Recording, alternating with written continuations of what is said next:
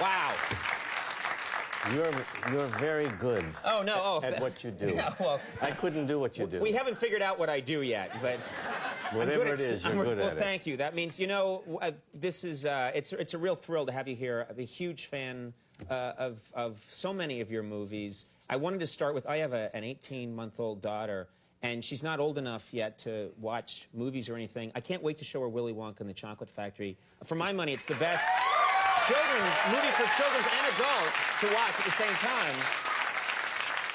And with the new technology, DVD, so many kids are seeing that film now and have seen it over the years since the film was first made. How do kids respond to you when they see you now? Their eyes light up. Yeah. They don't say anything. Right. Just, I can tell every 4.5 years I get a new crop. Right, right. Because the mamas won't let them see it until they're about 4.5 years old, right. 5 years old. And then I walk down the street and I see the eyes light up like that, and they're too nervous to say anything most of the time. Right. Those who aren't come and want to sit on my lap, but... Right, right. Which could get you in trouble, yeah. Yes. You don't want that. Do you, you don't need that. Do people try and sing the Oompa Loompa song to you? No, too difficult. Good. Because they forget the words. They don't, right. you know, Oompa Loomp, but then they get lost. Right. But if you've had a few drinks, that wouldn't stop one, no. you know? I'd be like, Oompa Loompa, blippity blee, you know? You'd be like, please, shut up. You know, one of the things I love so much about that movie that makes it work for me, which is unlike a lot of children's movies are afraid to have any menace. And Willy Wonka, there's some darkness in that role that you added to the character, and I think that probably scared some moms away when the movie first came out. It did, because it wasn't a commercial success. No, which always surprised me when the movie came out. You know, the movie didn't do that well, and I think it was because there's some scariness to it a little bit. The kids weren't scared. Right. The mothers were scared. Right, right. On behalf of the kids. On behalf of the kids, but right. the kids knew it was a morality play. Right. Right. And where do you draw the line? And they wanted the line drawn. Right, right. The mothers were afraid of it. Right. And it's interesting, as the kids get older, I think the parents feel okay with them seeing it, and then they realize there's nothing scary about this movie at all. No.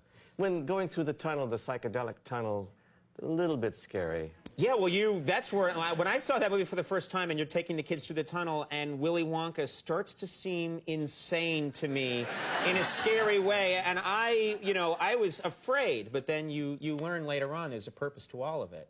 I want to ask you about Young Frankenstein, which is easily one of the funniest movies ever made, and you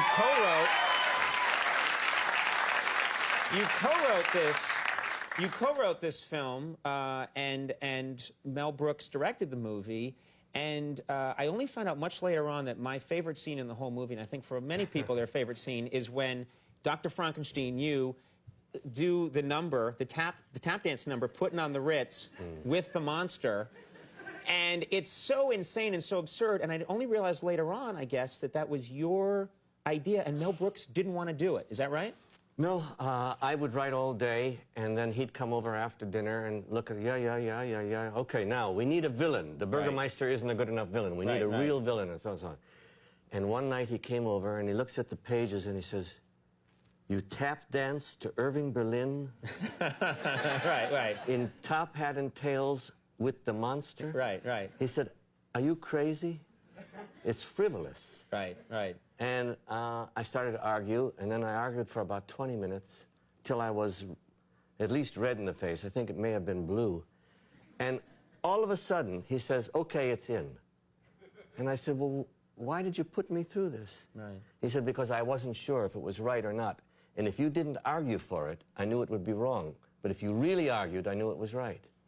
That's actually an interesting technique. Well, so if you hadn't, if you just went like, "Oh, okay, whatever, maybe it is a stupid idea." But I knew him well, and that is the only argument that we've ever had. Yeah.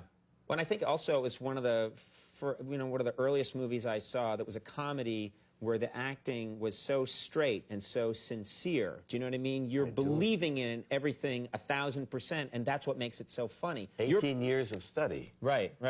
In order to learn, finally, that the more real you can make a comedy, the funnier it's going to be. Right. Instead of making faces and doing funny sounds and all of that. Right. It's why I've been barred from the movies, I think, for the most part.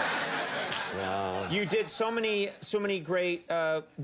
great work with Richard Pryor, and you guys seem to have this chemistry that doesn't come along that often in movies. Did you feel the same way with Richard Pryor? Did you feel it while you were working with him? From the first day. And I'll tell you something, I don't want to be shocking you, but it's a little bit like a sexual chemistry. I mean, well, it's true. Right. I mean, right. You see someone and you say, I really am attracted to that woman. Right. And someone says, but why her? This girl is much prettier. Right. She's taller, she's shorter, she's fatter, she's slimmer. Why that one? I don't know. I am. Right. I'm just.